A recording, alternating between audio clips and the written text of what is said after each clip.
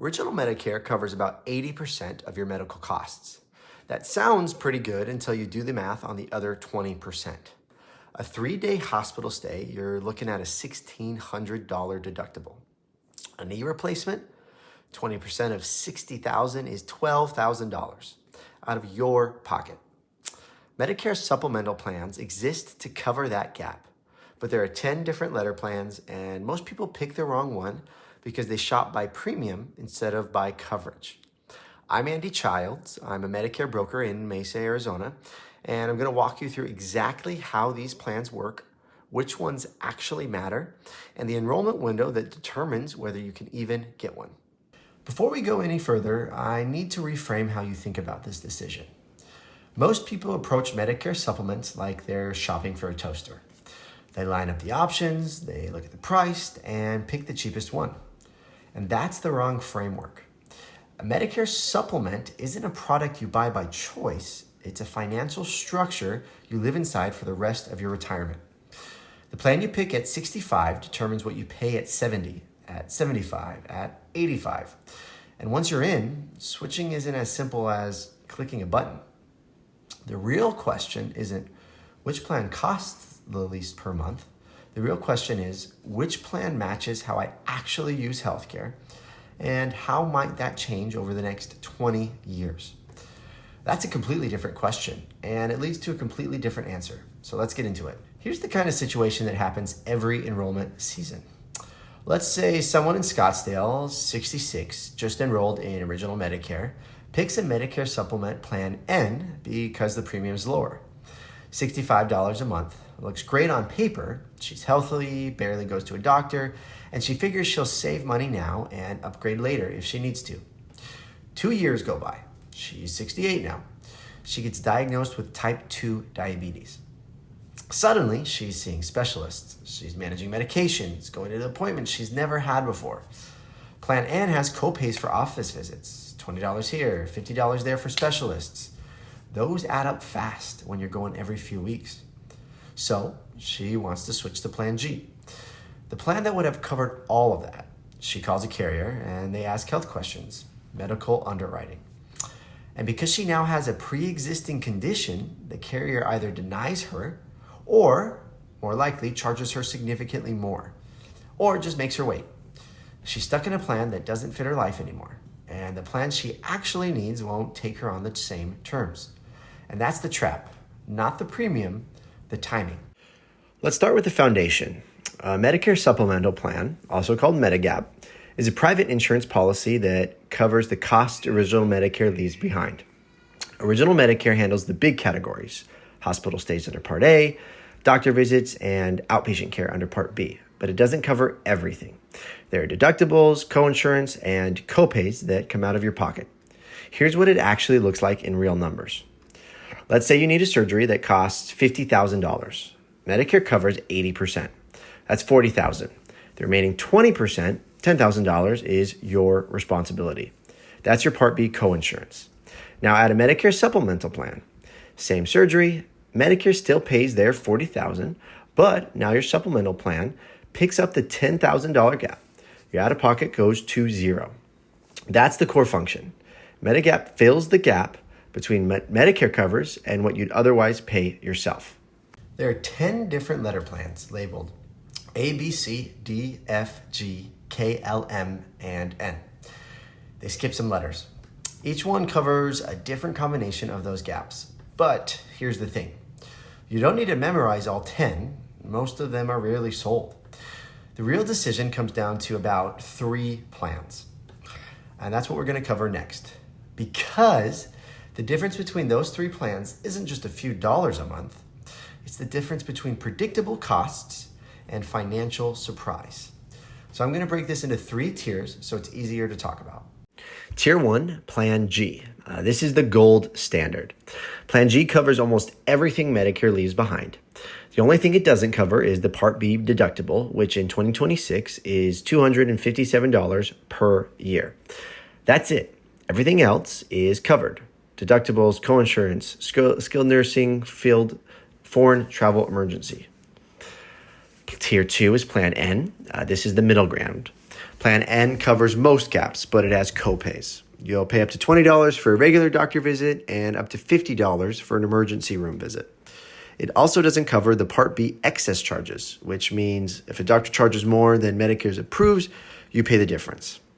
Tier 3 is Plan A. This is the baseline. It covers A and B coinsurance, but it doesn't cover the hospital deductible, skilled nursing, or Part B excess charges. And the premium is the cheapest, maybe $50 to $90 a month. Here's how I frame it for people. Imagine someone in Mesa, 70 years old, sees a cardiologist regularly, takes 3 medication, goes to the doctor 6 or 7 times a year. For that person, Plan G is almost always the right call. The higher premium pays for itself because every visit, every specialist, every test is covered. The total cost over a year is actually lower than Plan N once you add up the copays. Now imagine someone in Gilbert, 65, healthy, goes to the doctor once a year for a physical. That person might genuinely save money on Plan N. The copays barely add up because they barely use the system. The mistake is assuming your health today is your health forever. The woman in Scottsdale I mentioned earlier, she was healthy at 65 too. 2 years later, everything changed. But here's the part that makes all of this more urgent than it sounds, because even if you know exactly which plan you want, there's a window. And if you miss it, the rules change completely.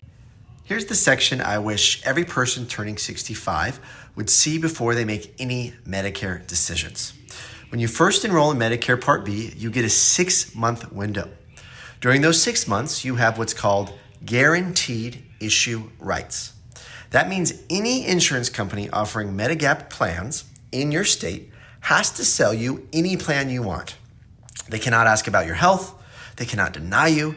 They cannot charge you more because of pre-existing conditions. 6 months.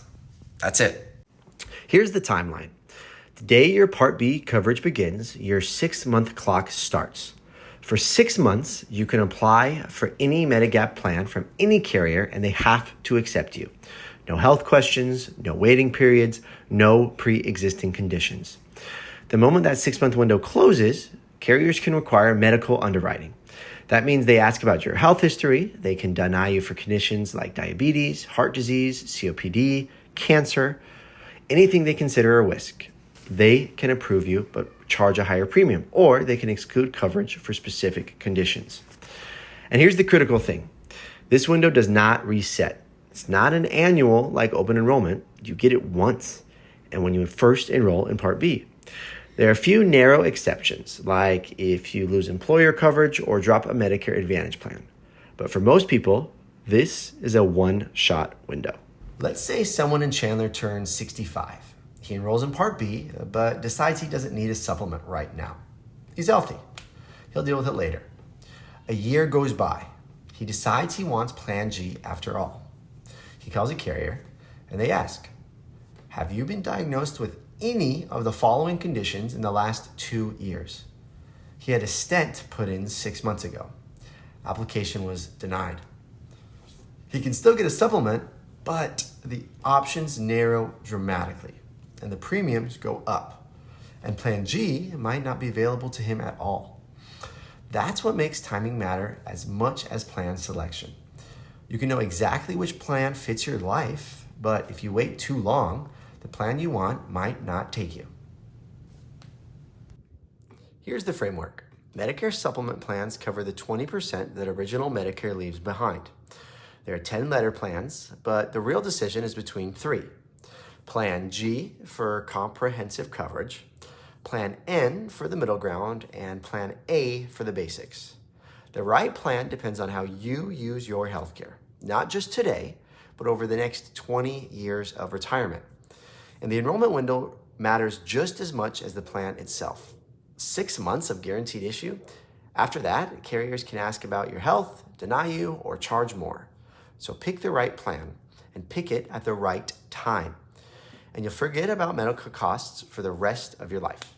If you're in that 6-month window right now, or you're approaching 65 and trying to figure this out, a broker can walk you through every plan available in your zip code, compare the premiums across carriers, and help you pick based on how you actually use healthcare. Working with me costs nothing. Carriers compensate brokers directly. So there's a link in my description to schedule a free consultation and subscribe, because this series is building a complete map of Medicare. And the next video covers a population that most channels completely ignore. If you qualify for both Medicare and Medicaid, or if someone in your family does, there's a specific type of plan that most people have never heard of. It's not a regular Advantage plan, and it's not a supplement plan. It's something built specifically for people managing both programs at the same time. Most brokers don't specialize in it. I do. So that's the next video, and I'll see you there.